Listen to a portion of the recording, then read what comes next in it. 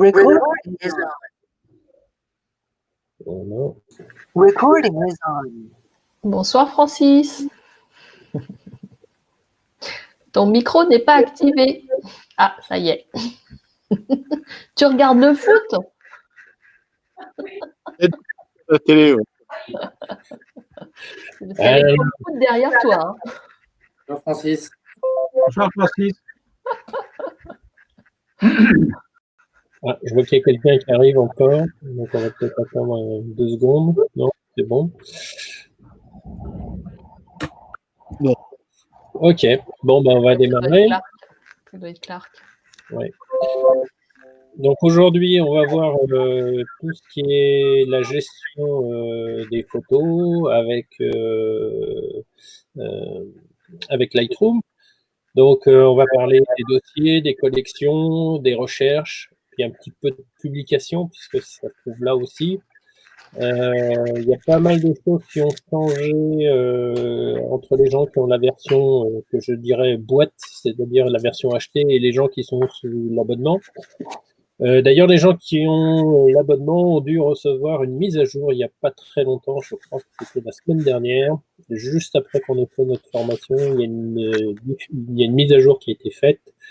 Il n'y a pas beaucoup de nouveautés, mais par contre, pour les gens qui ont prévu de s'acheter un appareil photo pour Noël, les derniers modèles ont été rajoutés, y compris du côté des smartphones où l'iPhone 12 a été rajouté.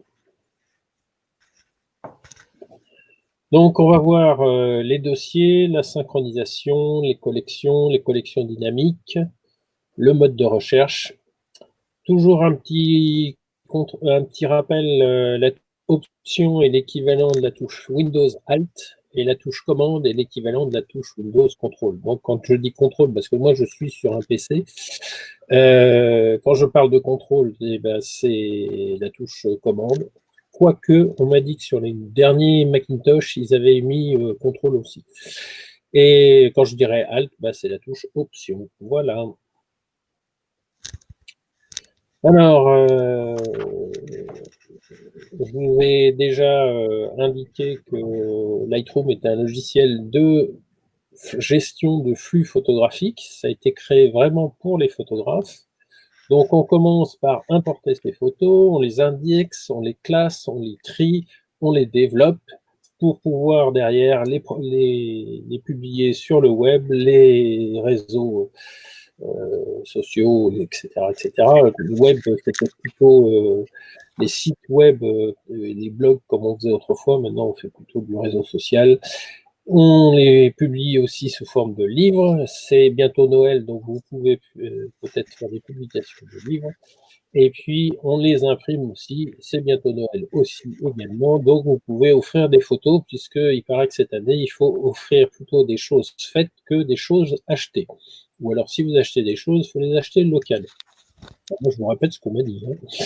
Et puis, en haut, là, il y a un truc, vous allez me dire, mais il est casse-pied, hein, quand même, ça fait 15 fois qu'il nous le dit. Bah oui, bah, il faut sauvegarder, parce que entre importer, bon, si vous n'avez pas sauvegardé et que vous venez d'importer, c'est pas trop grave. Si vous n'avez pas effacé les photos, vous pouvez réimporter. Si vous avez tout cassé, tout perdu, mais une fois que vous les avez développés, c'est un peu dommage de les perdre. Donc, pensez à faire des sauvegardes. D'ailleurs, il faudra peut-être que je modifie un des slides une des séries de slides que je vous ai transmis sur la sauvegarde, parce qu'il me semble que j'ai dû oublier de mettre un répertoire important qui était à sauvegarder.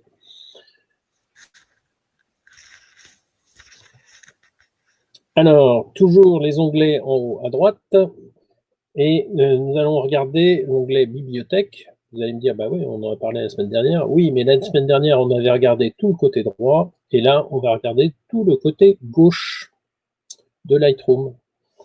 Alors, vous vous souvenez, dans les paramètres, je vous avais dit qu'on pouvait s'amuser à mettre la petite fioriture, ou on peut s'amuser à rajouter une image. Donc, on peut customiser, et on peut rajouter une image avec le logo Objectif Image, les modules, les touches de raccourci, etc. En fait, vous faites ça sous sous Photoshop, vous mettez votre texte que vous voulez faire apparaître, votre logo, machin, etc. Et puis vous sauvegardez le format à une image. Bon, ça n'a pas grand intérêt à part frimer en disant qu'on connaît cette astuce, mais bon, c'est pas obligatoire et c'est pas indispensable.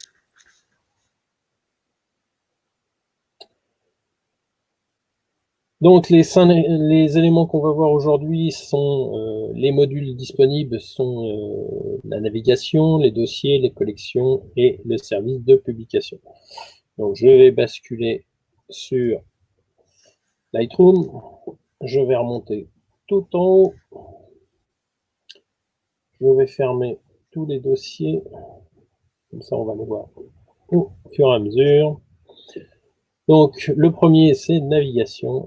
Qu'est-ce que c'est que ce truc-là? Excuse-moi, mais je vois pas ton écran. Est-ce que je suis le seul ou... Alors, en fait, j'ai deux écrans. Si tu passes en mode fenêtre, alors, attends, je vais te montrer. Ah bah non, je peux pas te montrer puisque tu vois. Ok, oui, non, c'est bon, je vois. Ok. Voilà.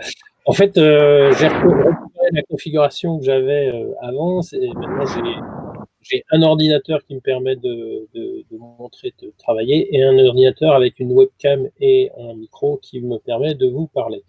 Donc, par rapport aux autres fois où je faisais tout sur la même machine, c'est vrai que ça ne suit pas la voix. Oui, non, mais c'est bon, merci. Voilà. Mais j'aurais dû effectivement demander si vous voyez tous. Donc voilà, l'écran navigation, qu'est-ce que ça vous permet? Alors, on va se mettre sur une grande photo, enfin sur une grande photo, sur une photo, et on va la passer en grand écran que miniature. Et vous avez la possibilité d'avoir la loupe. Alors la loupe, vous voyez, je l'ai, parce que comme j'ai sélectionné, je peux la faire activer ici, ou je peux la faire activer là. C'est pareil. Et la navigation, ça me permet de me déplacer plus vite pour aller dans n'importe quel endroit de la photo. Ça, c'est le premier truc. Deuxième truc, on peut revenir à adapter directement. Et ici, vous avez... alors, vous voyez, dans les dernières versions, là, vous avez le 100%. Et avant, il y avait des ratios. Et maintenant, on est en pourcentage aussi. Donc là, je peux avoir une loupe à 25%, ce qui n'est pas forcément très utile. Je peux avoir une loupe à 33%,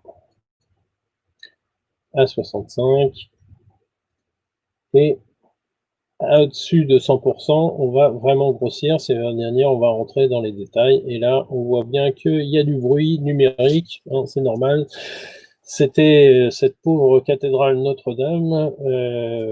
Ils avaient fait un son et lumière à l'extérieur et puis à l'intérieur. Et donc, il n'y avait pas beaucoup de lumière. Donc, j'ai poussé le truc au maximum de ce que je pouvais faire avec mon appareil. Voilà. Donc, cette fenêtre de navigation vous permet de naviguer, comme je vous montre, et d'avoir des détails. Ça peut être pratique quand vous voulez faire une retouche sur des détails, par exemple sur un visage, pour faire envisager de regarder les yeux plus en détail. Alors, après, il y a le catalogue, on en a parlé la dernière fois. En fait, c'est l'indicateur qui vous indique, c'est l'endroit où vous allez trouver l'ensemble de vos photos, les photos synchronisées, ça je vais en parler un petit peu plus tard. Les erreurs de synchronisation, c'est lié à la synchronisée. Les gens qui n'ont pas l'abonnement n'ont pas ces deux lignes-là. Les collections rapides, c'est un mécanisme qui vous permet d'ajouter, d'avoir une collection qui est accessible directement et dans laquelle vous ajoutez des photos au fur et à mesure. J'ai pas mal utilisé ça au début, mais maintenant je l'utilise beaucoup moins. L'importation précédente, c'est les photos que vous avez importées la dernière fois. L'exportation, c'est plutôt ce que vous avez sorti de Lightroom.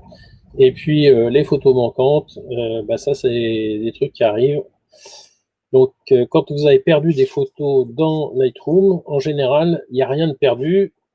95% des cas, c'est que vous avez simplement déplacé le dossier où se trouvaient vos photos physiquement du disque dur, vous l'avez mis ailleurs, et bien Lightroom ne les retrouve plus, et il vous l'indique avec un petit point d'exclamation en vous disant qu'il n'a pas retrouvé la photo, qu'il la cherche dans tes photos 2009 USA, etc. machin, et il faut faire une recherche pour le retrouver. Et une fois que vous avez fait la recherche, j'ai été trop vite, il y a ici une petite case à cocher qui est assez intéressante, parce que si c'est des photos qui sont contiguës dans le même dossier, quand vous faites votre recherche des photos manquantes à proximité, et ben si disons que de cette photo-là à cette photo-là, elles sont toutes dans le même dossier, il va les retrouver et vous n'aurez qu'à faire la manipulation qu'une seule fois. D'où l'intérêt aussi de traiter vos photos plutôt, enfin de les ranger quand vous les importez, plutôt dans des dossiers. Je vous avais expliqué que moi je travaillais par mois. Le système par défaut de Lightroom d'importation est par jour. Si vous avez perdu des photos, par exemple, enfin, disons que Lightroom ne retrouve plus les photos d'un voyage que vous avez fait. Si vous avez fait cette importation jour par jour, vous avez fait des photos tous les jours, et ben, il va falloir chercher autant de dossiers qu'il y a eu de journées qui ont comporté votre voyage. Alors que si vous l'avez fait sur un mois et que c'est rangé dans un mois, ben, dès que vous aurez retrouvé la première photo, vous aurez l'ensemble de vos photos qui seront retrouvées automatiquement. Voilà.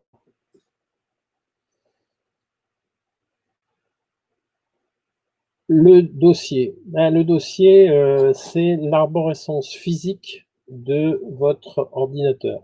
Donc dans mon ordinateur que j'ai remis en place, j'ai un disque C, un disque D, un disque F, un disque G qui doit être la clé USB sur laquelle j'ai la présentation que je suis en train de vous faire, un disque L qui doit être une clé, enfin le lecteur de carte mémoire, un disque T, et puis un disque réseau qui est mon système NAS, mais ça, on n'en parle pas, puisque le fonctionnement de Lightroom et d'un système réseau, il faut être vraiment très méticuleux si vous voulez utiliser ça. Mais je pense pas qu'on ait le problème. Donc moi, mes photos sont rangées dans le disque T, je l'ai appelé photo 2020, et j'ai toute ma structure, ce que je vous avais expliqué. Donc moi, je découpe année, mois. Donc là, l'année 2020 est bientôt finie. Ouf, certains diront. Et bientôt, on va passer à 2021. Donc ici, je vais voir apparaître 2021. Bon, ici, j'ai une structure qui apparaît en plus, qui s'appelle mobile. C'est la synchronisation de mes photos qui sont... Donc moi, je suis abonné, j'ai installé l'application Lightroom sur mon smartphone, et dès que je fais une photo et que l'application Lightroom est active, attention, si elle n'est pas active, il ne fait pas, il me remonte automatiquement les photos et il va les classer dans ce répertoire ici, parce que dans les paramètres, je ne sais pas si vous vous souvenez la dernière fois, je vous ai expliqué que j'avais mis les paramètres mobiles séparément. Il vaut mieux parce que si vous faites des photos, moi je me sers beaucoup de mon iPhone, enfin de mon smartphone pour faire je dirais des photos bloc-notes. Donc je vois un truc qui m'intéresse, je dis tiens, moi j'ai pas d'appareil, mais je vais relever ça ou ci ou ça, etc. Donc c'est pas forcément des caractères, des photos que j'ai l'intention de garder des années. Donc une fois que j'ai traité mon truc, je le mets à la poubelle. Donc, c'est beaucoup plus facile si j'ai besoin d'une photo et de le mettre dans un dossier de travail de Lightroom, je vais aller chercher dans le mois et je les mettrai en haut. Voilà. Donc ça, c'est la partie dossier qui représente bien votre structure.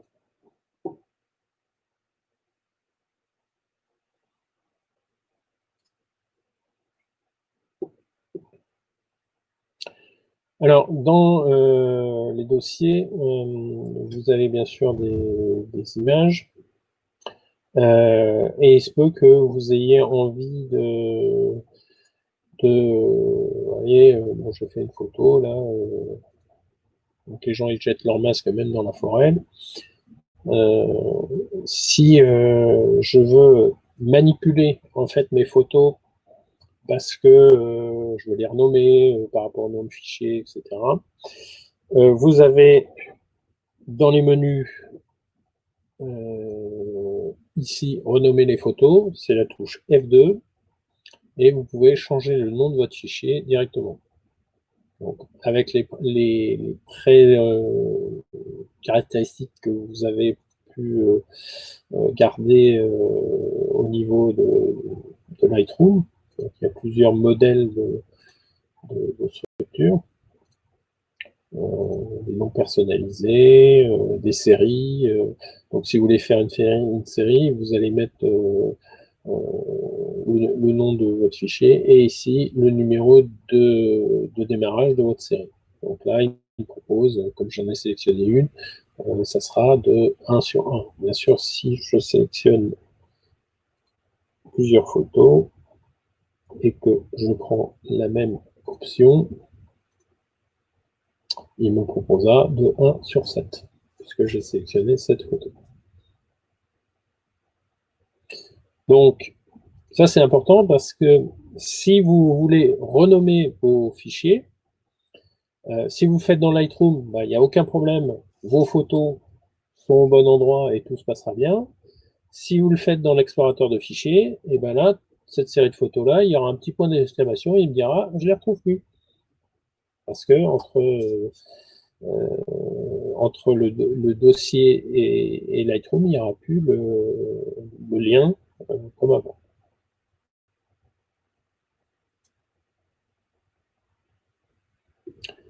Alors, pourquoi moi je classe par date? C'est que il y a toujours la problématique, si vous faites des dossiers par thème, il y a beaucoup de gens qui font ça.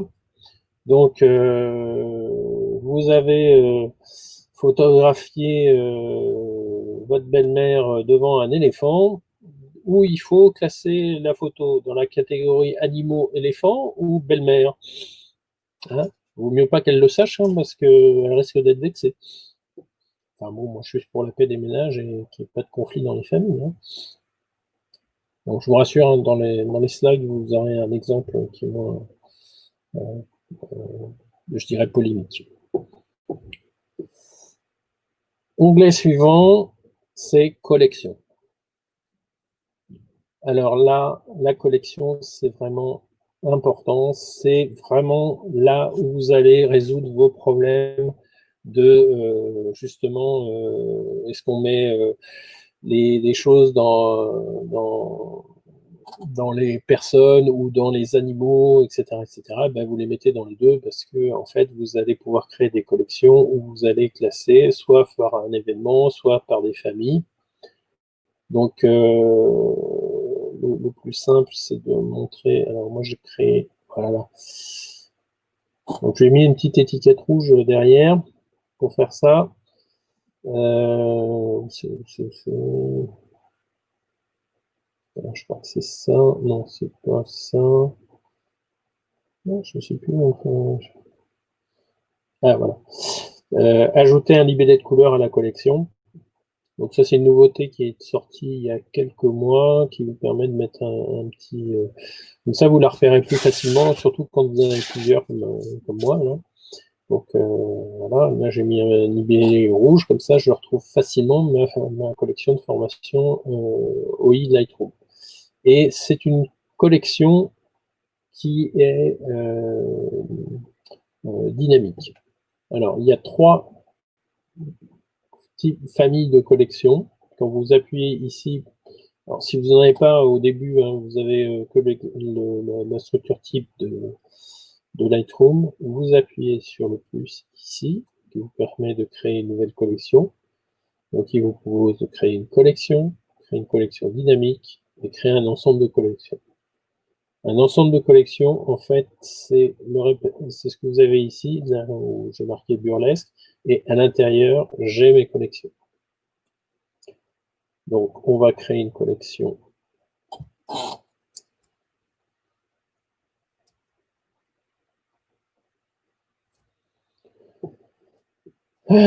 Pourquoi elle est dans un ensemble de collections objectif image? C'est que tout à l'heure, j'avais cliqué sur cette collection qui est donc la formation.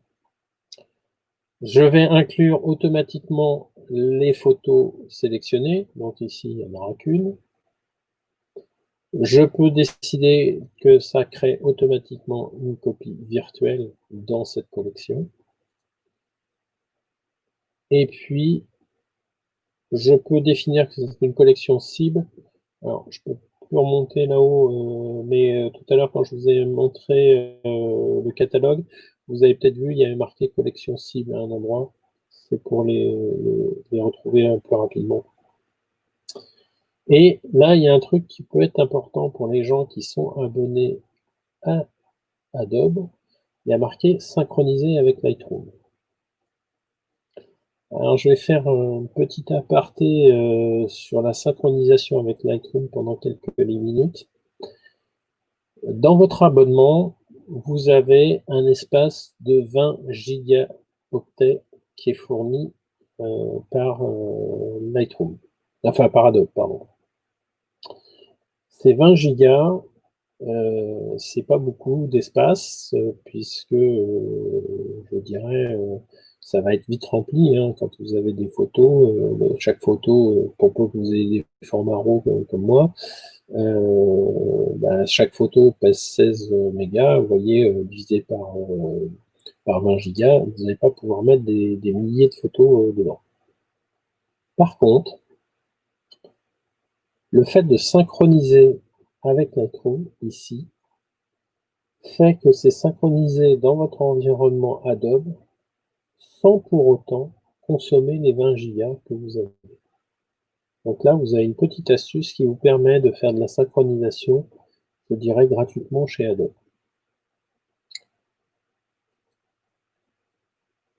Donc là, j'ai créé.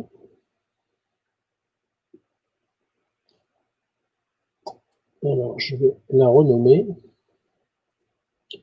Pourquoi je la renomme? Pour qu'elle soit juste en dessous de mon autre série.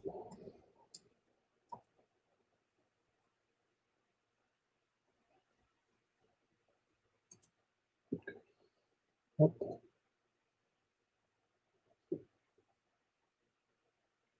Ah oui, mais j'ai mis un espace de trop. Ah oui, non, mais elle ne sera pas en dessous. Je sais pourquoi. Je vais vous expliquer pourquoi. Donc cette série a donc c'est une collection normale. Ce n'est pas une collection dynamique. On le voit à deux choses. La première, c'est que vous voyez les collections dynamiques sont ici avec une petite roue crantée en dessous, qui veut dire qu'il y a un mécanisme de récupération d'éléments automatiques. Et ici, vous avez le symbole qui permet d'activer, désactiver la synchronisation. Et il ne peut y avoir que les collections qui sont synchronisées avec Lightroom. Une collection dynamique ne peut pas être synchronisée avec Lightroom. Alors, je vais vous montrer comment on crée une collection. Bon, là, c'est une modification, mais la création reste le même principe. Donc, j'ai créé une collection dynamique qui s'appelle Formation OI Lightroom. Je la crée avec le mot-clé. Donc, je lui dis que je veux les mots-clés, contient les mots. Et je veux que ce soit l'ensemble de ces trois mots qui contiennent formation, OI et Lightroom. Oui, mais contient ces mots où? Eh ben, dans les mots-clés. En fait, à chaque fois que je trouve une photo qui m'intéresse dans je dirais, un projet en cours, je vais rajouter le mot-clé formation OI, Lightroom, et automatiquement, elle viendra dans cet espace de la collection pour faire partie de cette collection dynamique.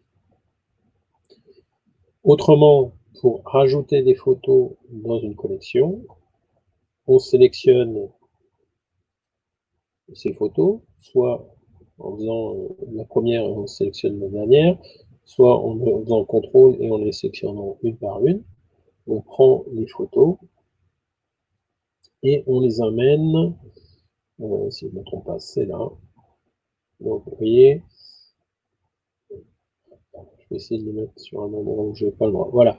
Si j'ai pas le droit de déposer dans ma collection, il mettra un panneau sans interdit, et autrement, il me met la petite main avec un ensemble de photos que je peux déposer dedans.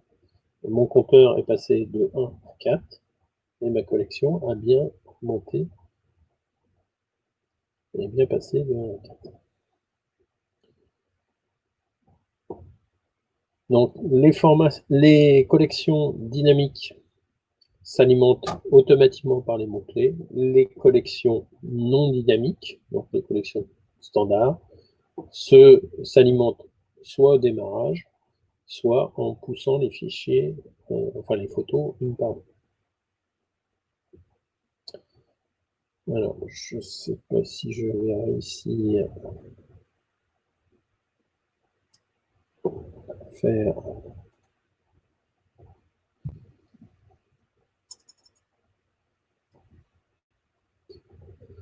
Hop, je n'avais pas préparé assez bien. Voilà.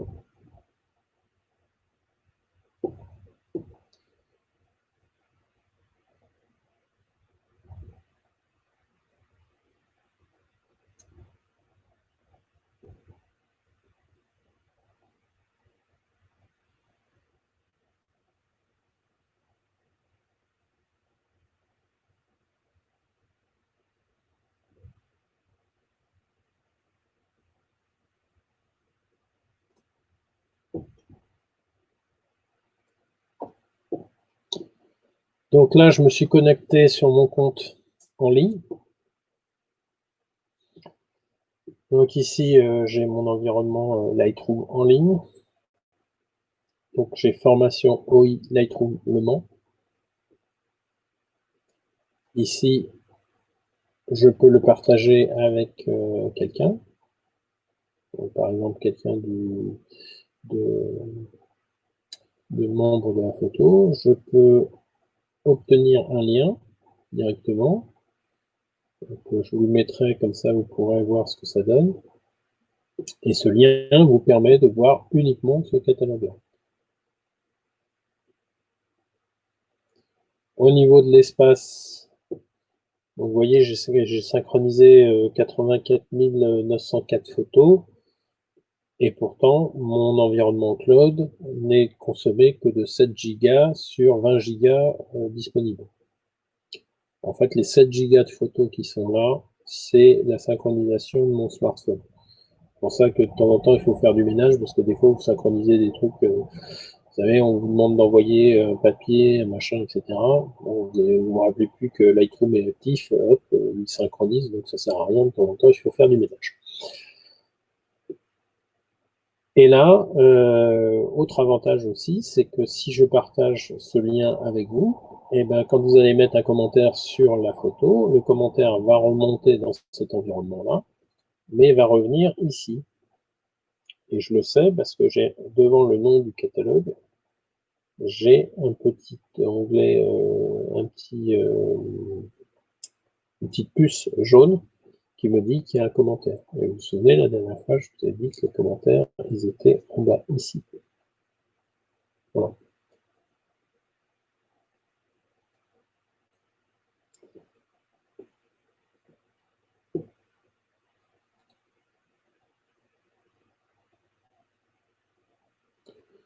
Voilà pour les collections. C'est un outil qu'il faut maîtriser, donc il faut vraiment vous astreindre à l'utiliser. Au début, faites quelques collections pour voir un petit peu comment ça marche. Faites une collection dynamique pour voir comment ça se remplit automatiquement. Vous pouvez faire des choses qui sont un peu rigolotes au début, c'est-à-dire, par exemple, si vous avez un zoom, vous voulez savoir quelles sont les focales que vous utilisez le plus, et ben, par exemple, vous faites une collection où toutes les photos que vous avez importées qui seront à une focale de 7 mm, enfin non, c'est n'importe quoi. Je dis ça parce que c'est du grand angle là-haut, je vais marquer 7 mm, mais si vous avez, je dirais un zoom qui fait 24-80 par exemple, bah, toutes les photos faites au 24 mm, vous voulez que ça rentre dans la collection 24, et puis toutes les photos 80 rentrent dans la collection 80, comme ça vous voyez si vous êtes plus paysage ou plus orienté sur le téléobjectif. Voilà pour les collections. Après, on va aller voir les services de publication. Donc, je vais fermer les collections. Donc, les services de publication. Alors, pour les gens qui ont la version en boîte, vous avez encore des choses qui apparaissent ici, qui ne sont plus disponibles dans les versions avec abonnement. Si vous n'avez pas réinstallé complètement votre Lightroom, ce que j'ai fait il n'y a pas très longtemps, puisque j'ai changé de machine, je ne vois plus apparaître tout ce qui concerne Facebook, qui était avant intégré directement. Donc pourquoi c'est pas compliqué, Facebook et Adobe n'arrivent plus à se mettre d'accord, et donc il n'y a plus de possibilité de faire de la synchronisation la publication directement à partir de Facebook vers votre compte Facebook. Moi, je trouve que c'était assez pratique. Bon, même si je pense que Facebook n'est pas le meilleur système pour les photos, puisque ça écrase, ça gère mal les couleurs, etc., etc.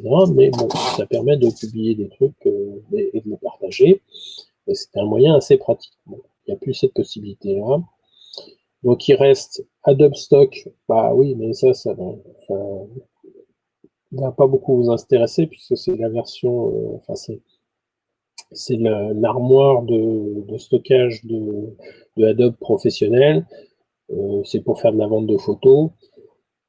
Bon, c'est pas avec ça que vous allez faire fortune, hein. Grosso modo, une photo, c'est acheter 40 centimes au mieux des contrats. Donc, espérez pas de rembourser votre appareil photo avec ce système. Donc moi, vous voyez, je ne l'ai même pas configuré parce que ça m'intéresse pas vraiment. Il y a des gens qui le configurent dans l'autre sens, c'est-à-dire ils récupèrent des photos pour faire des bases de montage photographique.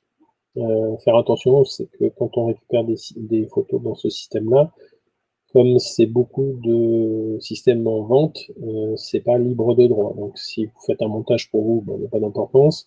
Si c'est un montage que vous voulez imprimer et publier quelque part, faites attention. Si c'est pour une exposition au Mans, je pense que vous ne craignez rien. Par contre, si c'est pour une publication sur Internet ou même dans un journal, faites attention à plutôt préférer des choses libres de droit.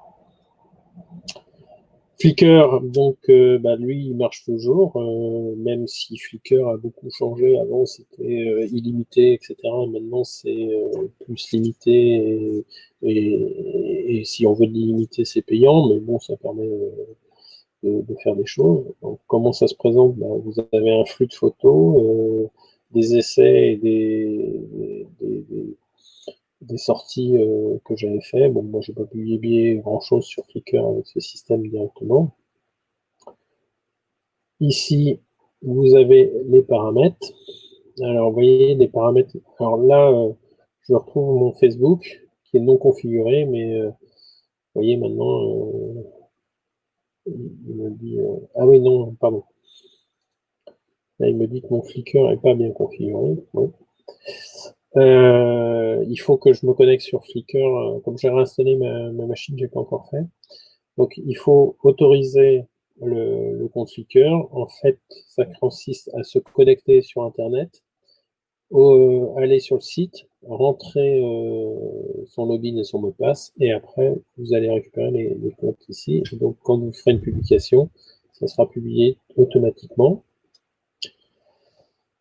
Je vous ai parlé l'autre fois des éléments IPTC, je ne sais pas si vous vous souvenez, qui accompagnaient automatiquement une photo. Et ben là, vous avez soit le nom du fichier, soit le titre IPTC.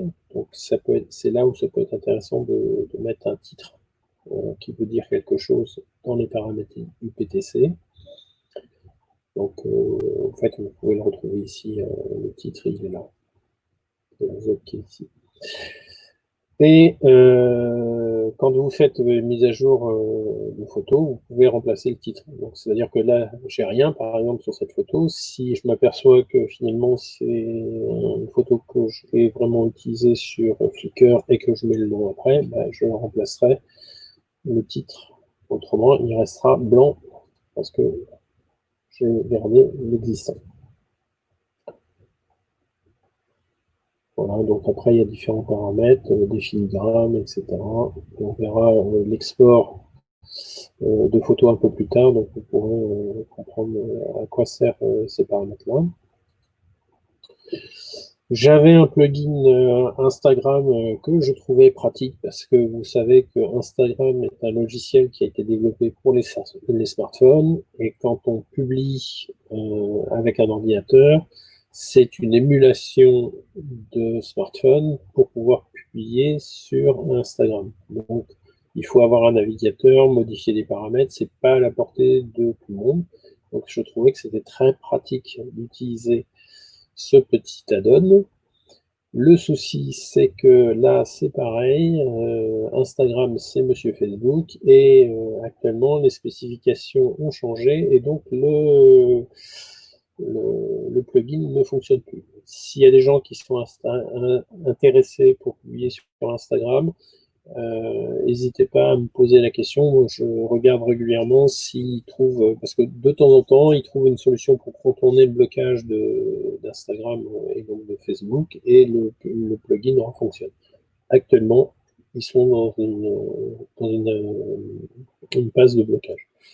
Bon, là en dessous, j'avais installé deux plugins pour des publications sur un site web, mais j'utilise tous ces mécanismes-là. Voilà. Et vous avez un bouton en face qui est marqué « Rechercher plus de services en ligne ». En fait, ça vous permet de vous connecter directement sur l'interface de Monsieur Adobe, où vous avez plein d'extensions, de choses, etc. Donc, premièrement, vérifiez bien qu'il y a marqué « Free » ici, parce que autrement, vous pouvez vous retrouver avec une facture. Et puis, faites bien attention que même s'il y a marqué free, derrière, des fois, c'est quand même payant. Donc, soyez prudents si vous voulez rajouter des plugins au niveau de Lightroom, parce que là, en fait, c'est un peu un piège, c'est que, en fait, sont disponibles ici toutes les extensions, et pas que les publications. Donc, on est bien parti d'un bouton qui est rechercher plus de services en ligne dans les services de publication, mais on tombe sur cet écran-là, et là, vous avez des presets. On en parlera un peu plus tard des presets, quand on va être sur la partie développement. Honnêtement, attendez qu'on ait fait et fini les presets avant de vous précipiter, d'acheter quelque chose. Même si c'est bientôt Noël, je pense que si vous voulez vous faire un cadeau et vous faire plaisir, achetez plutôt un livre photo qu'un preset. Je trouve que pour certaines choses, c'est vraiment de l'argent qui est un peu dépensé pour rien. Il y a des tas de presets gratuits, il y a des tas de choses gratuites, donc vraiment pas... Enfin, moi, je suis pas pour vous faire dépenser pour rien. Par contre, si vous avez trouvé un truc qui est indispensable et que vous avez besoin de ça et que vous l'avez trouvé génial, etc., pas de souci, vous pouvez y aller. Mais honnêtement, on peut en discuter. façon, je vous montrerai quelques presets.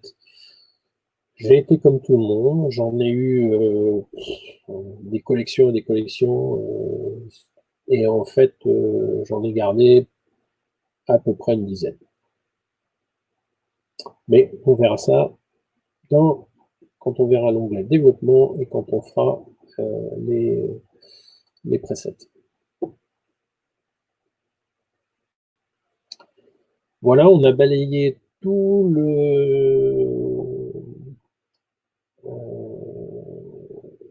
toute la partie navigation, catalogue, dossier, correction, service de publication, etc. Mais je pense que vous avez des questions. Donc, on va passer à une série de questions-réponses.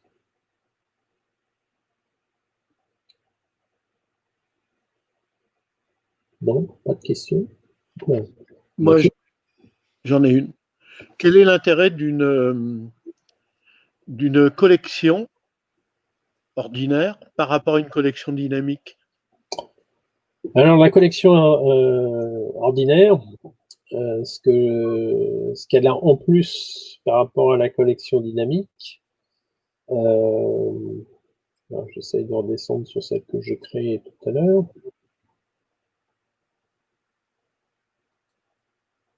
Voilà. D'abord, c'est que tu peux l'alimenter, les photos une par une, pas automatiquement, donc ce qui permet de faire une sélection par rapport à un travail. Donc ça, c'est le premier élément. Deuxième élément, c'est que c'est la seule qui peut être synchronisée avec l'environnement cloud. Et c'est vrai que si tu regardes mon catalogue, tu verras qu'il y a beaucoup plus de collections dynamiques que de collections simples. Parce que avant, je n'avais pas cette possibilité de synchronisation et je l'utilisais pas. Donc, depuis que j'ai découvert, je commence à faire des collections simples. Mais au départ, je suis effectivement parti plutôt sur des collections dynamiques avec des mots-clés et des sélections de mots-clés que je fais au démarrage à l'importation. Donc typiquement, je pense que vous avez le même cas de figure que moi, c'est vous faites une sortie photo avec le club. Donc je fais une sortie avec Objectif Image Paris, voilà. C'est pas allemand, et je mets un mot-clé quand je fais l'import, et après j'ai plus qu'à faire ma collection, et clac, automatiquement, toutes mes photos de la sortie Objectif Image Paris, par exemple, on avait fait une sortie à Abraxas. Donc Abraxas, c'est une série d'immeubles dans l'Est parisien. J'aurais pu faire une collection dynamique là-dessus. Et j'ai préféré faire une collection simple pour pouvoir la synchroniser et justement la partager avec les gens avec qui j'ai fait la sortie pour qu'ils puissent la voir et qu'on puisse en discuter, parce qu'on a fait un travail un petit peu collaboratif. Et comme c'est une sortie qu'on a fait juste après le confinement, c'était un peu pratique de pouvoir travailler à distance avec des outils électroniques, parce que se réunir à Paris et partager les photos imprimées sur une table, c'était un peu compliqué sur cette période, je ne sais pas trop pourquoi. On avait tous des masques sur le nez et on avait du mal à voir avec des lunettes et des masques. Bon, trêve de plaisanterie. On peut faire aussi un mix, hein, c'est-à-dire que tu peux créer une collection à côté qui va être dynamique et puis te servir de cette collection dynamique comme réservoir à photos pour remplir la collection fixe. Donc, par exemple, là, je vous rajoute une photo et hop, on pourrait. Je vous mettrai le lien dans le partage sur le OneDrive là, où j'ai mis les documents. Comme ça, vous verrez à distance ce que ça donne et comment des gens qui travaillent sur Lightroom peuvent échanger des informations, voire faire des commentaires en direct et faire une amorce de travail collaboratif. Mais autrement, merci pour ta question. Effectivement, moi j'avais repéré plutôt que les collections dynamiques c'était intéressant et que c'était plus simple. Et puis si tu avais les bons mots-clés, ça s'alimentait tout seul. Oui, et je constate que tu crées une collection dynamique ou ordinaire et tu gardes ta collection. Moi, je travaille pas tout à fait comme ça. Je travaille exclusivement en collection dynamique, mais j'utilise pas la connexion ou la synchronisation Lightroom. Donc, je travaille exclusivement en collection dynamique et quand j'ai fini, je l'efface. Oui, tu peux, parce que c'est vrai que tu as les mots-clés à côté. Donc tu peux les retrouver par les mots-clés. Oui, alors ce qui fait que je peux recréer une collection 5 fois, 10 fois, 50 fois. Alors Mais- moi je les garde pour deux raisons. C'est que ça me permet de travailler sur des albums plus rapidement, avec ma méthode de travail. Hein, donc là, je vous ai dit, moi je fais quand même pas mal de photos de spectacle. Et tu vois, là c'est un spectacle. Et ça, c'est une collection qui est en cours de travail, qui est pas complètement finie d'ailleurs. Et tu vois, moi, je mets des filtres. Donc déjà, je diminue par rapport à la quantité de photos prises en gardant que les marquées. Et puis après, je vais diminuer encore en mettant les notes.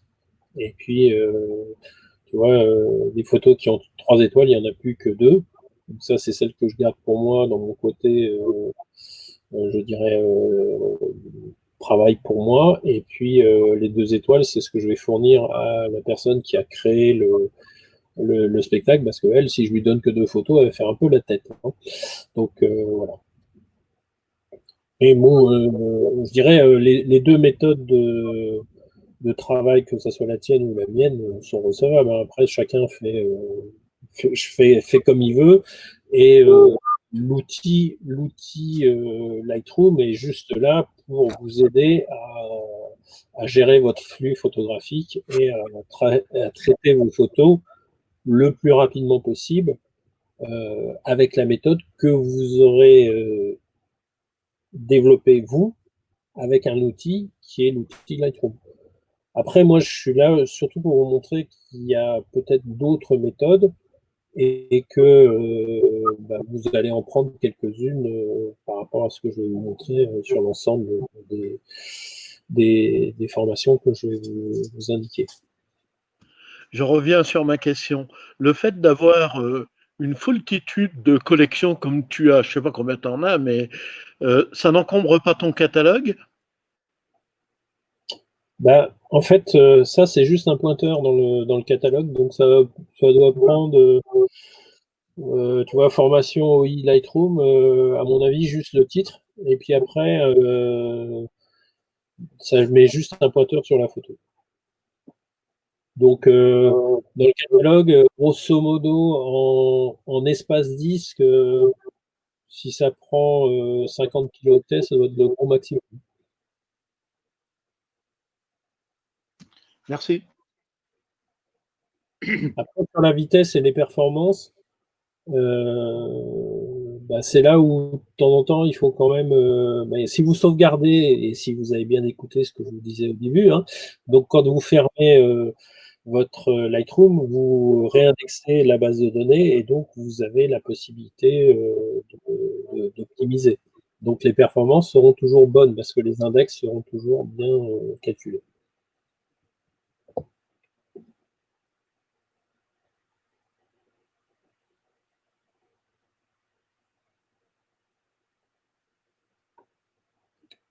Il n'y a pas d'autres questions?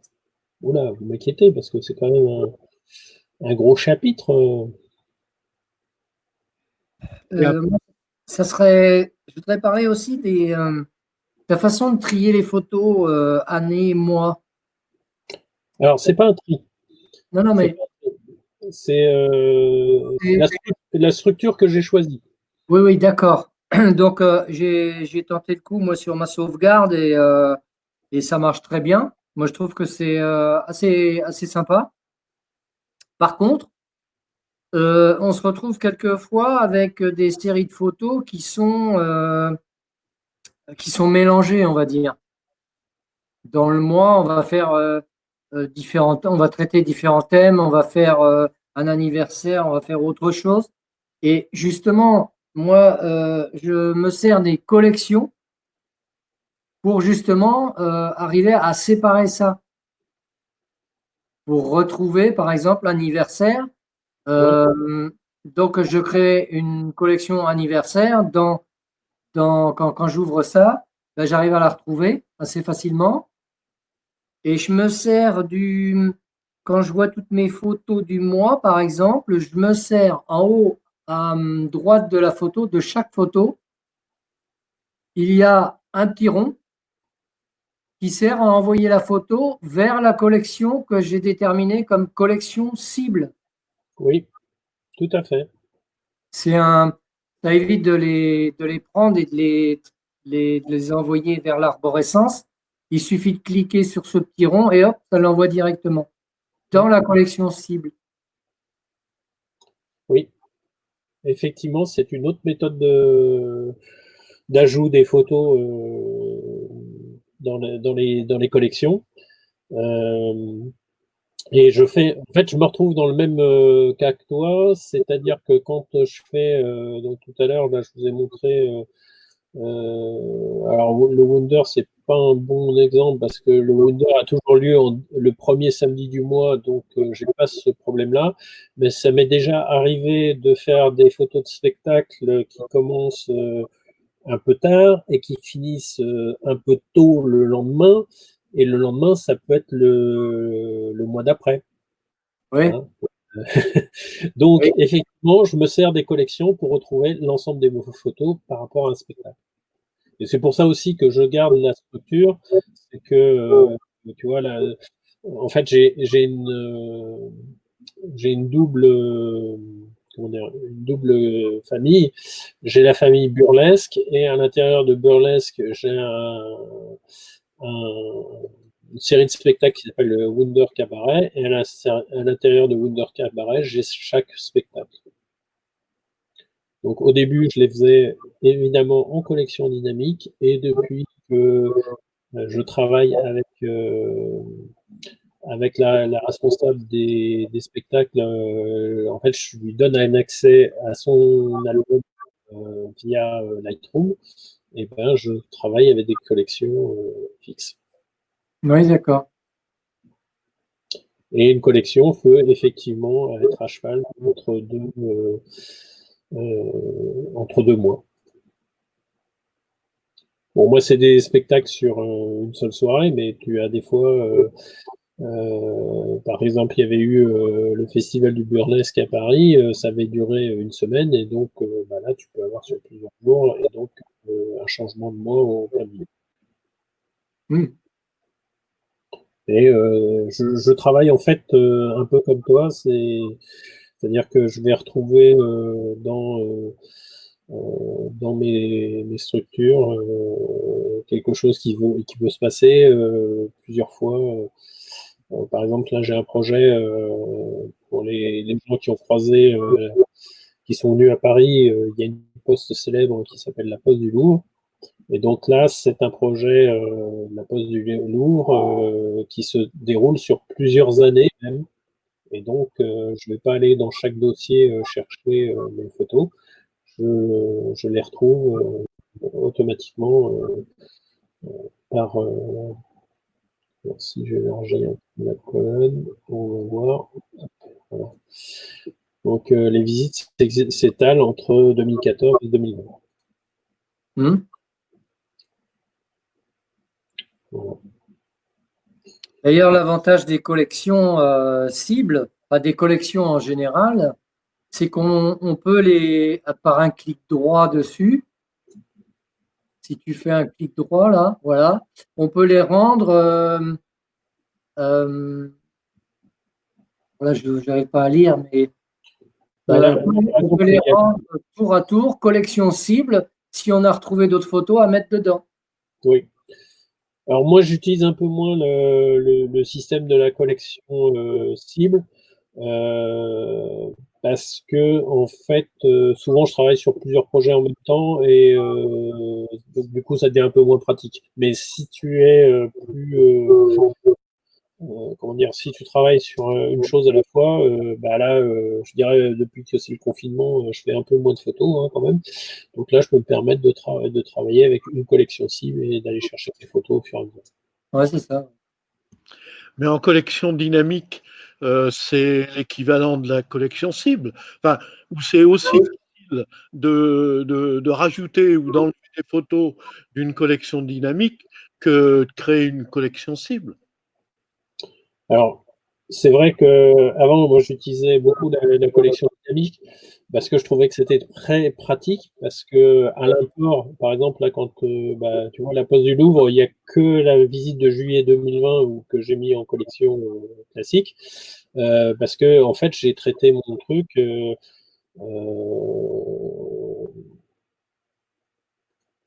Voilà. Donc, le mot-clé, c'est Poste du Louvre et la date de la capture, bah, c'était la date où j'ai fait les photos. Donc là, c'est vrai, j'ai même pas à me poser la question, c'est automatiquement à l'import des photos, j'ai qu'à mettre le nom du projet et puis pouf, ça retombe et je fabrique ma collection comme ça. D'accord.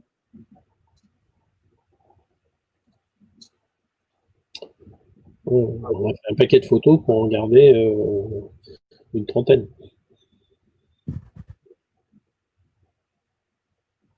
Et c'est vraiment là, la partie collection où, avec les mots-clés et puis différentes choses, que vous allez pouvoir tirer l'intérêt de Lightroom sur la partie gestion en fait de vos albums photographiques ou de votre série de photos. C'est vraiment là où la force du produit est là. Parce qu'en mixant, quelle que soit la méthode hein, que vous utilisez, en mixant ces méthodes, normalement, vous devez avoir un produit qui répond à ce que vous voulez faire. C'est ça le plus important. Hein. C'est peu importe si vous travaillez en collection dynamique ou en collection fixe, ce qui est important, c'est que ça réponde à ce que vous voulez faire pour l'utilisation. Et c'est là où je dirais, Adobe répond bien aux choses. Et je dirais là, moi j'étais jusqu'à un an et demi, je ne faisais que des collections dynamiques. C'est l'apport de la synchronisation qui m'a parce que je travaille aussi avec des gens qui sont pas chez moi. Donc ça me permet de partager et c'est quand même super pratique. La synchronisation suppose qu'ils travaillent également avec Lightroom. Non, non, non, non. Parce que eux, ils vont avoir juste ça. Là, j'ai juste un navigateur web. En fait, tu leur donnes un lien, c'est ça? Oui, alors, donc je vais le générer.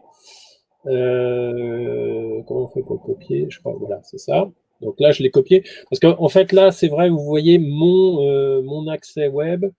Je vais essayer de passer dans un autre navigateur pour vous montrer.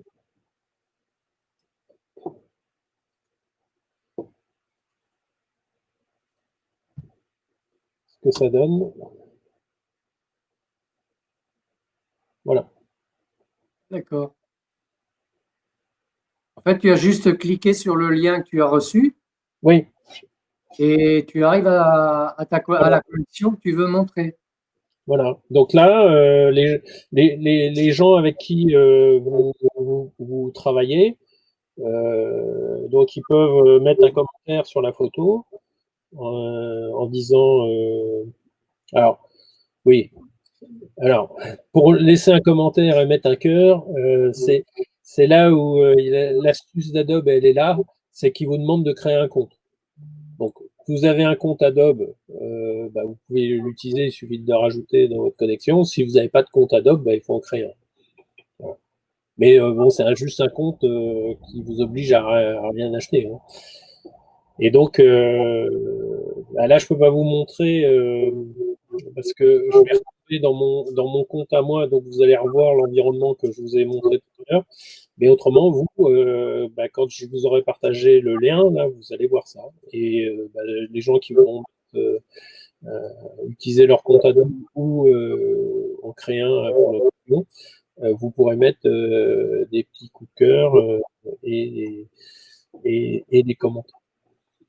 Et puis, vous avez les informations. Voilà, c'est un fichier ERF, donc c'est un fichier RAW, il n'y a pas de titre. Ah, ça, c'est pas bien, hein, j'ai pas mis de titre. Et puis, les dimensions, la taille et le jour de cette épreuve.